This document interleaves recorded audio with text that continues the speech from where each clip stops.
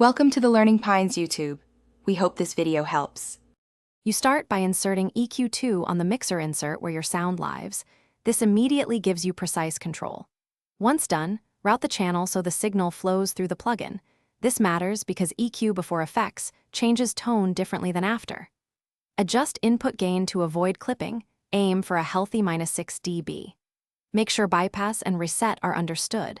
They let you compare changes quickly, and that comparison explains why every tweak matters.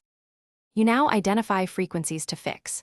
Solo a band, set a narrow cue, and sweep slowly to find harsh resonances or muddiness. When you find a problem, cut first. Cuts clean space and preserve headroom. Dramatic boosts can cause masking. For musical lifts, use wider cue and small boosts, typically 1-3 dB. This keeps tone natural. Use the built-in analyzer and spectrum match to confirm what you hear, because seeing the peaks helps you trust decisions and avoid over-echoing. Finish by polishing. Engage a high-pass filter to remove subsonic rumble and add gentle shelves for presence or air.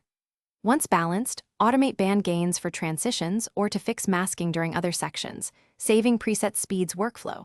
If you hear distortion, drops in clarity, or weird comb filtering, reduce boost amounts and check channel levels. For stubborn phase interactions, switch to linear phase mode. It adds latency but preserves waveform alignment, which often resolves.